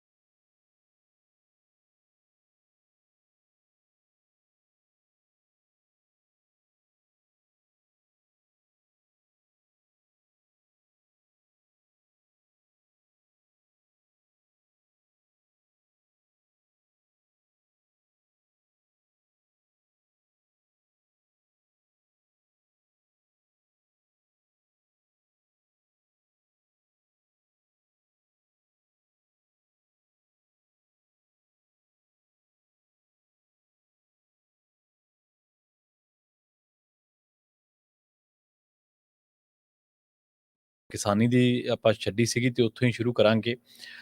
ਇਸ ਟਾਈਮ ਜਿਹੜਾ ਡੀਏਪੀ ਦਾ ਕ੍ਰਾਈਸਿਸ ਹੈ, ਜਿਹੜਾ ਡੀਏਪੀ ਦਾ ਸੰਕਟ ਹੈ, ਉਸ ਦੇ ਦਰਮਿਆਨ ਇੱਕ ਪੰਜਾਬ ਸਰਕਾਰ ਨੇ ਕਾਰਵਾਈ ਕਰਦਿਆਂ ਡੀਏਪੀ ਖਾਦ ਦੀ ਕਮੀ ਦੇ ਮੱਦੇਨਜ਼ਰ ਡਿਊਟੀ ਦੇ ਵਿੱਚ ਕੁਤਾਹੀ ਦੇ ਦੋਸ਼ ਹੇਠ ਫਿਰੋਜ਼ਪੁਰ ਦਾ ਮੁੱਖ ਖੇਤੀਬਾੜੀ ਜਿਹੜਾ ਅਫਸਰ ਹੈ ਡਾਕਟਰ ਜਗੀਰ ਸਿੰਘ ਤੇ ਮਾਰਕਫੈੱਡ ਦਾ ਜ਼ਿਲ੍ਹਾ ਮੈਨੇਜਰ ਹੈ ਕਮਲਦੀਪ ਸਿੰਘ ਤੇ ਮਾਰਕਫੈੱਡ ਦਾ ਹੀ ਐਫਐਸਓ ਹੈ ਵਿਕਾਸ ਕੁਮਾਰ, ਇਹਨਾਂ ਨੂੰ ਫੌਰੀ ਤੌਰ ਤੇ ਮੁਅੱਤਲ ਕਰਨ ਦੇ ਹੁਕਮ ਜਾਰੀ ਕੀਤੇ ਨੇ। ਮੁਅੱਤਲੀ ਦੀ ਇਹ ਕਾਰਵਾਈ ਕਥਿਤ ਤੌਰ ਤੇ ਜਮ੍ਹਾਖੋਰੀ ਤੇ ਕਾਲਾਬਾਜ਼ਾਰੀ ਦੇ ਰਾਹੀਂ ਹੱਥ ਰੰਗਣ ਦੇ ਲਈ ਕੀਤੀ ਗਈ ਸਟੋਰ ਕੀਤੀ ਗਈ ਡੀਏਪੀ ਖਾਦ ਦਾ ਜ਼ਖੀਰਾ ਮਿਲਣ ਉੱਤੇ ਕੀਤੀ ਗਈ ਹੈ। ਤੁਹਾਨੂੰ ਯਾਦ ਹੋਣਾ ਆਪਾਂ ਕਈ ਦਿਨ ਪਹਿਲਾਂ ਇੱਕ ਖਬਰ ਜਿਹੜੀ ਹੈ ਸਾਂਝੀ ਕੀਤੀ ਸੀਗੀ। ਹਾਲਾਂਕਿ ਉਹ ਖਬਰ ਪਿੰਡਾਂ ਦੇ ਵਿੱਚੋਂ ਜਾਂ ਆਮ ਪੰਜਾਬ ਦੇ ਵਿੱਚੋਂ ਜਦੋਂ ਆਪਾਂ ਗੱਲਬਾਤ ਕਰਦੇ ਹਾਂ ਕਈ ਪੱਤਰਕਾਰ ਭਰਾਵਾਂ ਦੇ ਨਾਲ, ਉਹ ਮਿਲੀ ਤਾਂ ਬਹੁਤ ਚਿਰ ਪਹਿਲਾਂ ਸੀ, ਪਰ ਹੌਲੀ ਹੌਲੀ ਉਹਦੀ ਪੁਸ਼ਟੀ ਵੀ ਹੋਣੀ ਸ਼ੁਰੂ ਹੋ ਗਈ। ਉਹ ਇਹ ਸੀਗੀ ਕਿ ਡੀਏਪੀ ਦੇ ਸੰਕਟ ਦੇ ਦਰਮਿਆਨ ਜਿਹੜੇ ਡੀਲਰ ਨੇ ਉਹ ਹੱਥ ਰੰਗਣ ਲੱਗ ਪਏ ਨੇ। ਐਵੇਂ ਤਾਂ ਨਹੀਂ ਕਿਸਾਨ ਨੂੰ ਜਿਹੜੀ 1300 ਦੀ ਬੋਰੀ ਹੈ ਡੀਏਪੀ ਦਾ ਗੱਟਾ ਕਹਿ ਦਿੰਦੇ ਕਈ ਵਾਰੀ ਆਪਾਂ, ਉਹ 1800-1900 ਦਾ ਮਿਲ ਰਿਹਾ। ਤੇ ਆਪਾਂ ਪਹਿਲੇ ਹਿੱਸੇ ਦੇ ਵਿੱਚ ਇਹਦੇ ਬਾਰੇ ਇੱਕ ਖਬਰ ਜਿਹੜੀ ਹੈ ਕਿਸਾਨ ਖੁਦਕੁਸ਼ੀ ਬਾਰੇ ਉਹ ਸਾਂਝੀ ਵੀ ਕੀਤੀ ਸੀਗੀ। ਕਈ ਸੰਕਟ ਅਜਿਹੇ ਹੁੰਦੇ ਜਿਹੜੇ ਸਾਨੂੰ ਦਿਖਦੇ ਨਹੀਂ, ਪਰ ਉਹਨਾਂ ਦੇ ਮਾਰੂ ਸਿੱਟਿਆਂ ਤੋਂ ਅਸੀਂ ਬਚ ਨਹੀਂ ਸਕਦੇ।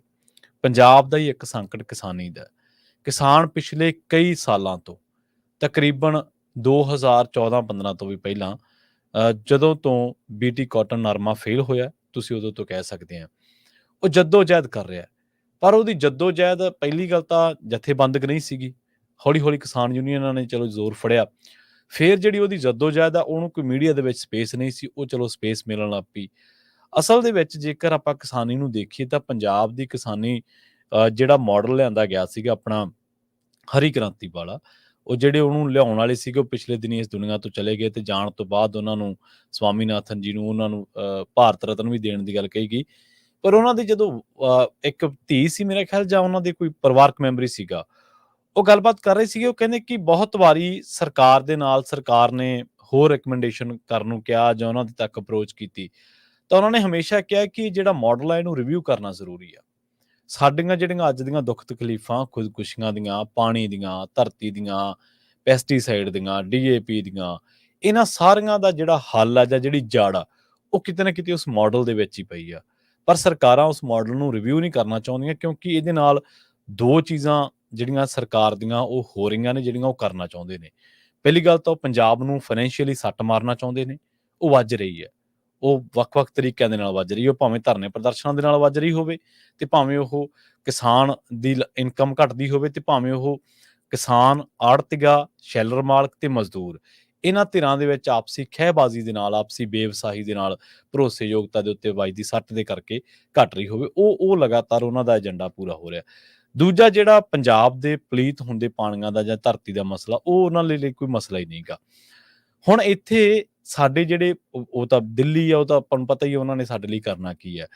ਉਹ ਕਹਿੰਦੇ ਕਿ 1991-92 ਤੱਕ ਆਉਂਦਿਆਂ ਜਿਹੜਾ ਉਹ ਮਾਡਲ ਸੀਗਾ ਉਹਨੂੰ ਰਿਵਿਊ ਕਰਨਾ ਸੀਗਾ ਤੇ ਉਸ ਤੋਂ ਬਾਅਦ ਫਸਲੀ ਵਿਭਿੰਨਤਾ, ਕ੍ਰੌਪ ਡਾਇਵਰਸੀਫਿਕੇਸ਼ਨ ਤੱਕ ਆਪਾਂ ਲੋਕਾਂ ਨੂੰ ਲਿਜਾਣਾ ਸੀਗਾ, ਪਰ ਉਹ ਲਿਜਾ ਨਹੀਂ ਸਕੇ। ਅਸੀਂ ਬਹੁਤ ਲੋਕ ਕਹਿੰਦੇ ਕਿ ਲਿਜਾ ਨਹੀਂ ਪਾਏ, ਪਰ ਲਿਜਾ ਨਹੀਂ ਸਕੇ ਅਸਲ ਦੇ ਵਿੱਚ ਸਾਡਾ ਸ਼ਬਦ, ਅਸੀਂ ਲਿਜਾ ਨਹੀਂ ਸਕੇ। ਸਿੱਟਾ ਕੀ ਨਿਕਲਿਆ ਕਿ ਹੌਲੀ-ਹੌਲੀ ਜੇ ਸਾਡੇ ਕਿਸਾਨ ਨੇ ਗੰਨਾ ਲਾਇਆ, ਉਹ ਮਿੱਲਾਂ ਬੰਦ ਹੋਣ ਲੱਗ ਪਈਆਂ ਜਾਂ ਮਿੱਲਾਂ ਨੇ ਬਕਾਇਆ ਨਹੀਂ ਦਿੱਤਾ, ਕਿਸਾਨ ਕੀ ਕਰੂਗਾ? ਖੇਤ ਖਾਲੀ ਰੱਖ ਲੂਗਾ। ਉਹਨੇ ਨਰਮਾ ਬੀਜਣਾ ਸ਼ੁਰੂ ਕੀਤਾ, ਨਰਮਾ ਬੀਟੀ ਕਾਟਨ ਨੇ ਉਹਨੂੰ ਚੰਗੀ ਕਮਾਈ ਦਿੱਤੀ, ਪਰ ਉਸ ਤੋਂ ਬਾਅਦ ਕਦੇ ਚਿੱਟੀ ਸੁੰਡੀ, ਕਦੇ ਮਿਲੀ ਬਗ, ਕਦੇ ਕਿਹੜੀ, ਕਦੇ ਬੀਜ ਜਾਲੀ, ਕਦੇ ਸਪਰੇਆਂ ਜਾਲੀ। ਇੱਥੋਂ ਤੱਕ ਕਿ ਅਕਾਲੀ ਦਲ ਦੇ ਵਿੱਚ ਇੱਕ ਮੰਤਰੀ ਦੇ ਦੋਸ਼ ਲੱਗੇ ਸੀ, ਉਹ ਇਸ ਵੇਲੇ ਦੁਨੀਆ ਦੇ ਵਿੱਚ ਹੈ ਨਹੀਂ, ਮੈਂ ਇਸ ਕਰਕੇ ਉਹਦਾ ਨਾਂ ਨਹੀਂ ਲੈਣਾ ਚਾਹੁੰਦਾ। ਮੋਗੇ ਨਾਲ ਸੰਬੰਧ ਤੋਂ ਜਥੇਦਾਰ ਸੀਗਾ, ਬਹੁਤਿਆਂ ਨੂੰ ਪਤਾ ਵੀ ਲੱਗ ਗਿਆ ਹੋਣਾ। ਉਸ ਬੰਦੇ ਦੇ ਬਾਰੇ ਜਦੋਂ ਕਿਹਾ ਗਿਆ ਕਿ ਇਹਨੇ ਕੀਟਨਾਸ਼ਕ ਬਣਾਉਣ ਵਾਲੀਆਂ ਕੰਪਨੀਆਂ ਤੋਂ ਪੈਸੇ ਖਾਧੇ ਆ, 13-14 ਲੱਖ ਰੁਪਈਆ ਜਿਹੜਾ ਬਰਾਮਦ ਹੋਣਾ ਸੀ, ਉਹਨੂੰ ਅੱਗ ਲੱਗੀ ਨੋਟ ਮਿਲੇ ਸੀਗੇ। ਮਤਲਬ ਕਿੱਡਾ ਗੁਨਾਹ ਹੈ ਕਿ ਇੱਕ ਪਾਸੇ ਤੁਸੀਂ ਆਪਦੀ ਹੀ ਕਲਾਸ, ਆਪਦੀ ਹੀ ਧਿਰ, ਜਿਹੜੀ ਆਪਦੀ ਹੀ ਜਮਾਤ, ਉਹਦੇ ਨਾਲ ਧੋਖਾ ਕਰ ਰਹੇ ਹੋ। ਕਿਉਂਕਿ ਧੋਖਾ ਤੁਸੀਂ ਇਸ ਕਰਕੇ ਕਿਉਂਕਿ ਤੁਹਾਡੇ ਕੋਲੇ ਕਲਮ ਆ, ਉਹ ਤੁਸੀਂ ਕਲਮ ਚਲਾਤੀ ਕਿ ਭਾਈ ਆਹ ਵੇਚ ਲਓ, ਜੋ ਮਰਜ਼ੀ ਕਰ ਲਓ। ਤੇ ਦੂਜੇ ਪਾਸੇ ਤੁਸੀਂ ਉਸ ਕਮਾਈ ਨੂੰ ਕਿਸੇ ਤਣ ਪੱਤਣ ਨਹੀਂ ਲਾ ਸਕੇ, ਉਹਨੂੰ ਅੱਗ ਲੱਗੀ।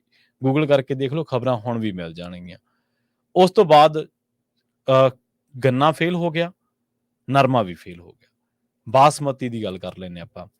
ਬਾਸਮਤੀ ਮੈਨੂੰ ਚੰਗੀ ਤਰ੍ਹਾਂ ਯਾਦ ਆ, ਪੀ ਚਿਦੰਬਰਮ ਖੇਤੀਬਾੜੀ ਮੰਤਰੀ ਹੁੰਦਾ ਸੀਗਾ ਤੇ UPA 2 ਦੀ ਸਰਕਾਰ ਹੁੰਦੀ ਸੀ ਭਾਰਤ ਦੇ ਵਿੱਚ। ਕਿਸਾਨਾਂ ਦੀ ਬਾਸਮਤੀ 4700 ਨੂੰ ਵਿਕੀ ਤੇ ਬਹੁਤ ਸਾਰਾ ਜਿਹੜਾ ਪੇਂਡੂ ਖੇਤਰ ਸੀਗਾ 4500 ਨੂੰ ਪ੍ਰਤੀ ਕੁਆਂਟਲ, ਝਾੜ ਵੀ ਬਹੁਤ ਚੰਗਾ ਸੀ। ਕਿਸਾਨਾਂ ਨੂੰ ਇੰਨੀ ਆਮਦਨ ਹੋਈ ਕਿ ਜਿਵੇਂ ਝੂਠ ਮਾਰਨ ਵਾਲੀ ਗੱਲ ਆ। ਅਸੀਂ ਖੁਦ ਉਦੋਂ, ਕਿਉਂਕਿ ਮੈਂ ਖੇਤੀਬਾੜੀ ਪਰਿਵਾਰ ਤੋਂ ਆਪਾਂ, ਤੇ ਅਸੀਂ ਖੁਦ ਉਦੋਂ ਸਾਨੂੰ ਇਹ ਲੱਗਿਆ, ਸਾਨੂੰ ਯਕੀਨ ਨਹੀਂ ਸੀ ਹੋ ਰਿਹਾ ਵੀ ਇੰਨਾ ਵੀ ਪੈਸਾ ਫਸਲ ਦੇ ਵਿੱਚੋਂ ਬਣ ਸਕਦਾ, ਕਿਉਂਕਿ ਬਣ ਹੀ ਨਹੀਂ ਰਿਹਾ ਸੀਗਾ।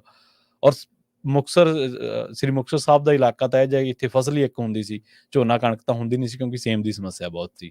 ਖੈਰ, ਉਹਦੇ ਨਾਲ 2 ਸਾਲ ਚਲੋ ਕੰਮ ਸਹੀ ਚੱਲਿਆ, ਲੋਕਾਂ ਨੇ ਕਿਸਾਨੀ ਨੂੰ ਚੰਗੀ ਆਮਦਨ ਹੋਈ।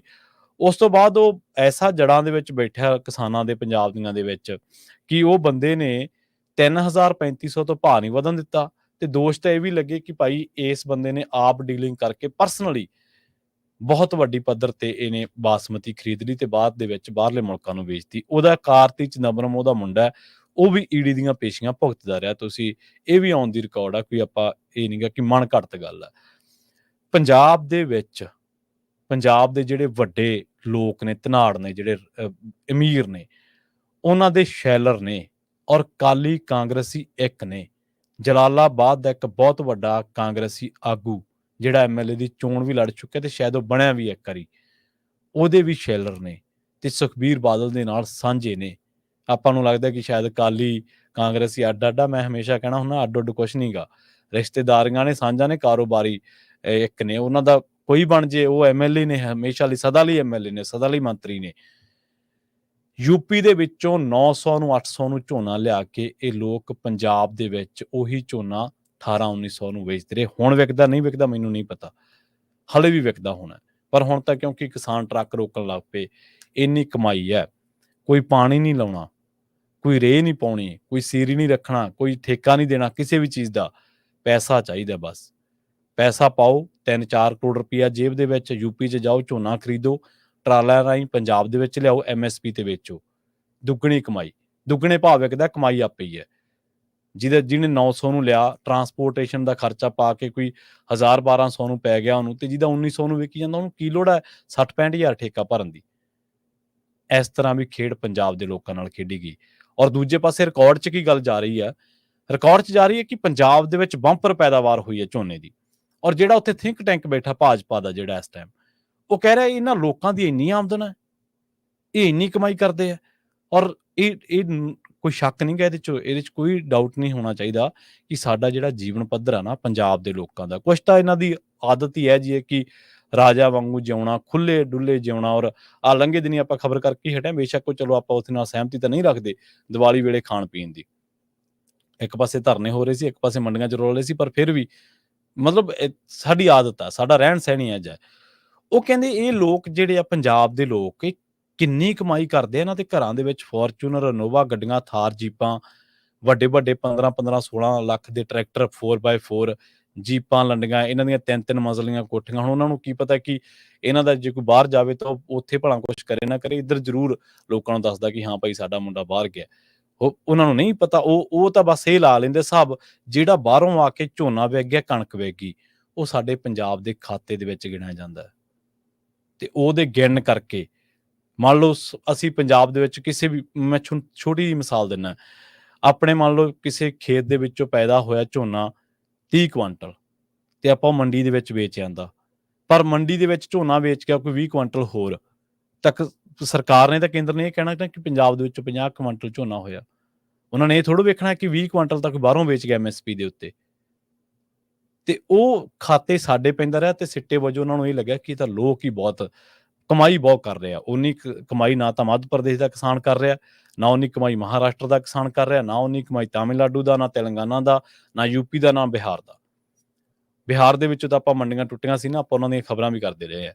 ਔਰ ਇਸ ਟਾਈਮ ਉਹਨਾਂ ਦੀਆਂ ਇਹਨਾਂ ਗੱਲਾਂ ਕਰਕੇ, ਉਹਨਾਂ ਦੀ ਗਲਤ ਕੈਲਕੂਲੇਸ਼ਨ ਕਰਕੇ, ਉਹਨਾਂ ਨੂੰ ਪਤਾ ਇਹ ਵੀ ਹੈ ਉਹਨਾਂ ਨੂੰ ਕਿ ਬਾਹਰੋਂ ਆ ਕੇ ਵਿਕਦਾ, ਪਰ ਉਹਨਾਂ ਨੂੰ ਇਹ ਕਿ ਚਲੋ ਪੰਜਾਬ ਦੇ ਖਾਤੇ ਹੀ ਪਈ ਜਾਂਦਾ ਨਾ। ਸੋ ਖੇਤੀਬਾੜੀ ਮਾਡਲ ਦੀ ਜਿਹੜੀ ਆਪਾਂ ਸ਼ੁਰੂਆਤ ਦੇ ਵਿੱਚ ਗੱਲ ਕੀਤੀ ਸੀ, ਸਾਡੀਆਂ ਕਿਸਾਨ ਧਿਰਾਂ, ਜਥੇਬੰਦੀਆਂ ਨੂੰ ਵੀ ਇਹ ਸੋਚਣਾ ਪੈਣਾ ਹੈ ਕਿ ਆਹ ਜਿਹੜੀ ਲੜਾਈ ਆਪਾਂ ਲੜ ਰਹੇ ਹਾਂ MSP ਹਾਸਲ ਕਰਨ ਦੀ, ਇਹ ਲੜਾਈ ਤੁਹਾਨੂੰ ਬਹੁਤ ਛੇਤੀ ਫਸਲੀ ਵਿਭਿੰਨਤਾ ਵਾਸਤੇ ਵੀ ਲੜਨੀ ਪਊਗੀ। ਨਹੀਂ ਤਾਂ ਤੁਸੀਂ ਇਸੇ ਤਰ੍ਹਾਂ ਤੁਸੀਂ ਝੋਨੇ ਦਾ MSP ਮੰਗ ਲਓਗੇ, ਦੇ ਦੇਣਗੇ, ਉਹਨਾਂ ਨੇ ਲਿਫਟਿੰਗ ਨਹੀਂ ਕਰਨੀ, ਤੁਸੀਂ ਮੰਡੀਆਂ 'ਚ ਬੈਠੇ ਰਹੋਗੇ। ਤੇਲੰਗਾਨਾ ਦੇ ਬਾਰੇ ਖਬਰ ਪੜ੍ਹ ਕੇ ਦੇਖਿਓ, ਤੇਲੰਗਾਨਾ ਦੀਆਂ ਖਬਰਾਂ ਔਨ ਦੀ ਰਿਕਾਰਡ ਨਹੀਂ ਖਬਰਾਂ। ਅੱਜ ਮੈਂ ਮਿੰਟੂ ਗੁਰਸਰੀਆ ਜੀ ਨਾਲ ਵੀ ਗੱਲਬਾਤ ਕੀਤੀ ਸੀ ਇੱਕ ਦਿਨ ਇਸੇ ਮਸਲੇ ਦੇ ਉੱਤੇ, ਔਨ ਦੀ ਰਿਕਾਰਡ ਕੀਤੀ ਸੀ। ਕਿਉਂਕਿ ਮੈਨੂੰ ਆਪਣੀ ਕੋਸ਼ਿਸ਼ ਇਹ ਹੁੰਦੀ ਹੈ ਹਮੇਸ਼ਾ ਕਿ ਜਿਹੜੀ ਵੀ ਤੁਹਾਨੂੰ ਜਾਣਕਾਰੀ ਮਿਲਦੀ ਹੈ ਉਹਦਾ ਪਸਾਰ ਹੋਣਾ ਚਾਹੀਦਾ, ਲੋਕਾਂ ਨੂੰ ਪਤਾ ਲੱਗਣਾ ਚਾਹੀਦਾ। ਤੇਲੰਗਾਨਾ ਦੇ ਵਿੱਚ ਵੀ ਇਹੀ MSP ਹੈ, ਪਰ ਕਿਉਂਕਿ ਤੇਲੰਗਾਨਾ ਵਾਲੇ ਚੌਲ ਬਾਹਰ ਨੂੰ ਭੇਜ ਸਕਦੇ ਆ, ਐਕਸਪੋਰਟ ਕਰ ਸਕਦੇ ਆ, ਉਹ 500 ਰੁਪਇਆ ਪ੍ਰਤੀ ਕੁਆਂਟਲ ਆਪਦੀ ਜੇਬ ਵਿੱਚੋਂ ਪਾ ਰਹੇ ਆ ਉੱਥੋਂ ਦੀ ਸਰਕਾਰ, ਤੇ ਉਹਨਾਂ ਦਾ ਝੋਨਾ 28-2900 ਨੂੰ ਵਿਕ ਰਿਹਾ। ਹੁਣੇ ਗੂਗਲ ਕਰਕੇ ਦੇਖ ਲਓ, ਤੁਹਾਨੂੰ ਹੁਣੇ ਪਤਾ ਲੱਗ ਜਾਣਾ। ਪਰ ਇੱਥੇ ਸਾਡਾ ਜਿਹੜਾ ਜ਼ਿਮੀਂਦਾਰ ਲੋੜਵੰਦ ਆ, ਥੁੜਿਆ ਪਿਆ, ਉਹਨੂੰ ਪਤਾ ਹੈ ਕਿ ਜੇਕਰ ਮੇਰਾ ਝੋਨਾ ਇੰਨੇ ਦਿਨਾਂ ਤੱਕ ਨਾ ਵਿਕਿਆ ਤੇ ਮੇਰੀਆਂ ਦੇਣਦਾਰੀਆਂ ਅੜਕ ਜਾਣਗੀਆਂ, ਖੜ ਜਾਣਗੀਆਂ, ਉਹ MSP ਤੋਂ ਥੱਲੇ ਵੇਚ ਰਿਹਾ। ਕਿੱਡੀ ਤਰਾਸਦੀ ਹੈ ਸਾਡੇ ਪੰਜਾਬ ਦੀ, ਔਰ ਸਾਨੂੰ ਇਹ ਖਬਰ ਹੀ ਨਹੀਂ ਲੱਗਦੀ। ਸਾਨੂੰ ਖਬਰ ਲੱਗਦੀ ਹੈ ਰਾਜੇ ਵੜਿੰਗ ਦੀ ਘਰਵਾਲੀ ਨੂੰ ਕੀ ਕਿਹਾ, ਰਵਨੀਤ ਬਿੱਟੂ ਕੀ ਕਹੀ ਜਾਂਦਾ, ਮਨਪ੍ਰੀਤ ਬਾਦਲ ਨੇ ਰਵਨੀਤ ਬਿੱਟੂ ਨੂੰ ਕੀ ਕਿਹਾ, ਸੁਖਜਿੰਦਰ ਰੰਧਾਵੇ ਦੀ ਪਤਨੀ, ਔਰ ਉਹ ਕੀ ਕਹਿ ਰਹੀ ਹੈ। ਪੰਜਾਬ ਦੇ ਵਿੱਚ 2 ਮੀਡੀਆ ਵੱਡੇ ਅਦਾਰੇ, ਕਦੇ ਗੌਰ ਕਰਕੇ ਦੇਖਿਓ, ਉਹਨਾਂ ਦੀ ਕਵਰੇਜ ਬਹੁਤ ਵੱਡੀ ਹੈ, ਉਹਨਾਂ ਦੇ ਕੋਲੇ ਪ੍ਰਿੰਟ ਦਾ ਬਹੁਤ ਵੱਡਾ ਸਰਕੂਲੇਸ਼ਨ ਹੈ। ਉਹਨਾਂ ਦੇ ਜਿਹੜੇ ਵੈਬ ਪੋਰਟਲ ਨੇ, ਜਿਹੜੀ ਫੇਸਬੁੱਕ ਆ ਉਹਨਾਂ ਦੀ, ਜਾਂ ਜਿੱਥੇ ਵੀਡੀਓ ਪੈਂਦੀਆਂ ਨੇ, ਉੱਥੇ ਕਦੇ ਜਾ ਕੇ ਦੇਖਿਓ। ਕਦੇ ਪੰਜਾਬ ਦੇ ਕਿਸਾਨ ਦੀ ਗੱਲ ਕੀਤੀ ਹੋਵੇ ਉਹਨਾਂ ਨੇ, ਕਦੇ ਪੰਜਾਬ ਦੇ ਜ਼ਿਮੀਂਦਾਰ ਭਰਾ ਦੀ, ਕਿਤੇ ਬੇਰੁਜ਼ਗਾਰੀ ਦੀ, ਜਾਂ ਕਿਸੇ ਹੋਰ ਸੰਕਟ ਦੀ, ਕਿਸੇ ਵੀ ਹੋਰ ਸੰਕਟ ਦੀ। ਔਰ ਉਹਨਾਂ ਦਾ ਕੰਮ ਕੀ ਹੈ ਕਿ ਵੱਡੇ ਵੱਡੇ ਅਮੀਰ ਲੋਕਾਂ ਦੇ ਘਰਾਂ ਦੇ ਵਿੱਚ ਜਾ ਕੇ ਉਹਨਾਂ ਦਾ ਲਾਈਫ ਸਟਾਈਲ ਦਿਖਾਉਣਾ, ਕਿ ਉਹ ਕਿਹੋ ਜਿਹੀਆਂ ਰੋਟੀਆਂ ਖਾਂਦੇ ਆ, ਉਹ ਦੋਨੇ ਮੀਆਂ ਬੀਵੀ ਆਪਸ ਦੇ ਵਿੱਚ ਕੀ ਗੱਲ ਕਰਦੇ ਆ, ਉਹਨਾਂ ਦੇ ਬੱਚੇ ਕਿਵੇਂ ਰਹਿੰਦੇ ਆ, ਉਹਨਾਂ ਦੇ ਕੋਲੇ ਫੋਨ ਕਿਹੜੇ ਆ, ਉਹ ਸਕੂਟੀ ਤੇ ਕਦੋਂ ਬੈਠਦੇ ਆ, ਉਹ ਫੋਰਚੂਨਰ 'ਚ ਕਦੋਂ ਬੈਠਦੇ ਆ। ਕੀ ਇਹ ਪੰਜਾਬ ਦੇ ਮਸਲੇ ਆ? ਕਿਸੇ ਲੀਡਰ ਦਾ ਲਾਈਫ ਸਟਾਈਲ ਕੀ ਪੰਜਾਬ ਦਾ ਮਸਲਾ? ਕਿਸੇ ਲੀਡਰ ਨੇ ਉਹਦਾ ਕਿਹੋ ਜਿਹੀ ਜੀਵਨ ਸ਼ੈਲੀ ਹੈ ਕੀ ਉਹ ਪੰਜਾਬ ਦਾ ਮਸਲਾ? ਉਹਦੀ ਪਤਨੀ ਆਪਦੇ ਭਰਾਵਾਂ ਨਾਲ ਕਿਵੇਂ ਰਹਿੰਦੀ ਆ, ਆਪਦੀਆਂ ਭੈਣਾਂ ਨਾਲ ਕਿਵੇਂ ਰਹਿੰਦੀ ਹੈ, ਕੀ ਉਹ ਪੰਜਾਬ ਦਾ ਮਸਲਾ? ਕਿ ਉਹਦੀਆਂ ਆਦਤਾਂ ਪੰਜਾਬ ਦੇ ਮਸਲੇ ਨਾਲ ਜੁੜੀਆਂ ਹੋਈਆਂ ਨੇ, ਉਹਦੇ ਸੂਟ ਪੰਜਾਬ ਦੇ ਮਸਲੇ ਨਾਲ ਜੁੜੇ ਹੋਏ ਨੇ? ਔਰ ਉਹਨਾਂ ਲੋਕਾਂ ਦੇ ਪੇਜਾਂ ਦੇ ਉੱਤੇ ਜਾ ਕੇ ਕਦੇ ਵਿਊਜ਼ ਦੇਖਿਓ, ਤੁਹਾਨੂੰ ਸਾਡੀਆਂ ਤਰਾਸਦੀਆਂ ਦਾ ਪਤਾ ਲੱਗ ਜਾਣਾ ਕਿ ਅਸੀਂ ਕਿੱਥੇ ਖੜੇ ਹਾਂ। ਜਿਹੜੀਆਂ ਗੱਲਾਂ ਸਾਡੀਆਂ ਗੱਲ ਹੀ ਨਹੀਂ ਕਰਦੀਆਂ ਜਿਹੜੇ ਮੀਡੀਆ ਅਦਾਰੇ, ਅਸੀਂ ਉੱਥੇ ਲੱਖਾਂ ਦੀ ਗਿਣਤੀ ਦੇ ਵਿੱਚ ਉਹਨੂੰ ਫੋਲੋ ਕੀਤਾ ਹੋਇਆ, ਕਰੋੜਾਂ ਦੀ ਗਿਣਤੀ ਦੇ ਵਿੱਚ ਅਸੀਂ ਉਹਨਾਂ ਨੂੰ ਵਿਊਜ਼ ਦੇ ਰਹੇ ਹਾਂ। ਤੁਹਾਨੂੰ ਲੱਗਦਾ ਕਿ ਉਹ ਤੁਹਾਡੇ ਬਾਪ ਦੀ, ਚਾਚੇ ਦੀ, ਤਾਏ ਦੀ ਮੰਡੀ ਦੇ ਵਿੱਚ ਬੈਠੇ ਦੀ ਫੋਟੋ ਲਾ ਦੇਣਗੇ? ਨਹੀਂ ਲਾਉਣਗੇ, ਕਦੇ ਵੀ ਨਹੀਂ ਲਾਉਣਗੇ, ਕਿਉਂਕਿ ਉਹਨੂੰ ਪਤਾ ਇਹਨੂੰ ਕਿਹੜਾ ਕਿਸੇ ਨੇ ਲਾਈਕ ਕਰਨਾ। ਕਾਰੋਬਾਰ ਆ, ਵਿਊਜ਼ ਦੀ ਦੌੜ ਆ, ਦੱਬੀ ਚਲੋ ਕੰਮ ਜਿਵੇਂ ਲੋਕ ਕਰੀ ਜਾਂਦੇ ਆ। ਸਭ ਤੋਂ ਪਹਿਲਾਂ ਸਾਨੂੰ ਇੱਧਰੋਂ ਵੀ ਟਾਲ ਵੱਟਣੀ ਪੈਣੀ ਹੈ ਜੇਕਰ ਅਸੀਂ ਚਾਹੁੰਦੇ ਹਾਂ ਕਿ ਸਾਡੇ ਸੰਕਟਾਂ ਦਾ ਹੱਲ ਹੋਵੇ। ਜਿਹੜੇ ਲੋਕ ਸਾਡੀਆਂ ਵੱਖ-ਵੱਖ ਪੱਖਾਂ ਤੋਂ, ਪਹਿਲੂਆਂ ਤੋਂ ਕਮਾਈ ਖਾ ਰਹੇ ਨੇ ਔਰ ਸਾਡੀ ਗੱਲ ਹੀ ਨਹੀਂ ਕਰਦੇ ਕਦੇ, ਅਸੀਂ ਫਿਰ ਵੀ ਉਹਨਾਂ ਦੇ ਨਾਲ ਜੁੜੇ ਹੋਏ ਹਾਂ। ਇਹ ਸਾਡੇ ਲਈ ਆਤਮ ਮੰਥਨ ਦੀ ਲੋੜ ਆ। ਔਰ ਜਿੰਨਾ ਚਿਰ, ਜਿਵੇਂ ਸਰਕਾਰਾਂ ਨੂੰ, ਮੋਦੀ ਨੂੰ ਲਿਆਂਦਾ ਸੀ ਨਾ ਆਪਾਂ ਸੜਕ ਦੇ ਉੱਤੇ ਸਾਰਿਆਂ ਨੇ ਰਲ ਕੇ, ਔਰ ਉਹ ਮੋਦੀ ਹੈ ਤਾਂ ਮੁਮਕਿਨ ਵਾਲੀ ਗੱਲ ਉਹਨੂੰ ਵਾਪਸ ਧੱਕ ਕੇ ਦਿੱਤੀ ਕਿ ਨਹੀਂ ਆਹ ਚੱਕ ਆਪਦਾ ਮੁਮਕਿਨ, ਅਸੀਂ ਤਾਂ ਬੈਠੇ ਆ। ਉਸੇ ਤਰੀਕੇ ਨਾਲ ਸਾਨੂੰ ਮੀਡੀਆ ਨੂੰ ਵੀ ਕੰਨ ਫੜ ਕੇ ਲਿਆਉਣਾ ਪੈਣਾ ਆਪਣੇ ਮਸਲਿਆਂ ਦੇ ਉੱਤੇ। ਜਗਵਿੰਦਰ ਪਟਿਆਲ ਨੂੰ ਭਜਾਇਆ ਸੀ ਨਾ ਧਰਨੇ ਤੋਂ, ਉਹ ਇੱਕ ਆ, ਉਹਦੀ ਇੱਕ ਦੀ ਪਛਾਣ ਹੋਈ ਆ, ਹਲੇ ਹੋਰ ਬਹੁਤ ਸਾਰੇ ਪਛਾਣਨੇ ਬਾਕੀ ਆ। ਪ੍ਰੋਗਰਾਮ ਦੇ ਵਿੱਚ ਆਪਣਾ ਸਮਾਂ ਸਮਾਪਤੀ ਵਾਲਾ। ਅਗਲੀ ਪੇਸ਼ਕਸ਼ ਪ੍ਰੋਗਰਾਮ ਅਪਡੇਟ ਅਮਰੀਕਾ ਪ੍ਰੋਗਰਾਮ ਦੇ ਵਿੱਚ ਅੱਜ ਵਾਰੀ ਹੈ ਟਰੈਕਿੰਗ ਸੈਗਮੈਂਟ ਦੀ। ਅਪਡੇਟ ਟਰੈਕਿੰਗ ਸੈਗਮੈਂਟ, ਕਿਉਂਕਿ ਆਪਾਂ ਲਗਾਤਾਰ US ਪ੍ਰੈਜ਼ੀਡੈਂਸ਼ੀਅਲ ਜਿਹੜੇ ਇਲੈਕਸ਼ਨ ਸੀਗੇ ਉਹਨਾਂ ਦੇ ਰਿਜ਼ਲਟ ਦੇ ਬਾਰੇ ਆਪਾਂ ਗੱਲਬਾਤ ਕਰਦੇ ਰਹੇ ਹਾਂ, ਪਰ ਅੱਜ ਟਰੱਕਿੰਗ ਇੰਡਸਟਰੀ ਦੇ ਬਾਬਤ ਜਦੋਂ ਵੀ ਗੱਲਬਾਤ ਹੋਊਗੀ ਤਾਂ ਉਹਦੇ ਨਾਲ ਇਸ ਬਦਲੇ ਨਿਜ਼ਾਮ ਦੇ ਵਿੱਚੋਂ ਕੀ ਕੁਛ ਆਸਾਂ ਉਮੀਦਾਂ ਨੇ, ਕੀ ਕੁਛ ਬਦਲਾਅ ਨਜ਼ਰ ਆਉਣਗੇ, ਕੀ ਫਰਕ ਪੈ ਰਿਹਾ ਇਕਨੋਮੀ ਦੇ ਉੱਤੇ, ਜੌਬਸ ਦੇ ਉੱਤੇ, ਜਾਂ ਕਿੱਧਰ ਨੂੰ ਜਾ ਰਹੀ ਹੈ ਆਰਥਿਕਤਾ ਇੰਡਸਟਰੀ ਦੀ, ਉਹਦੇ ਬਾਰੇ ਆਪਾਂ ਜ਼ਰੂਰ ਗੱਲਬਾਤ ਕਰਾਂਗੇ। ਜੁੜੇ ਰਹੋ ਪੰਜਾਬੀ ਰੇਡੀਓ SA ਦੇ ਨਾਲ। ਤੁਸੀਂ ਵੀ ਜੁੜ ਸਕਦੇ ਹੋ 408 272 5200 ਸਟੂਡੀਓ ਦਾ ਨੰਬਰ ਹੈ। ਸਤਿ ਸ਼੍ਰੀ ਅਕਾਲ।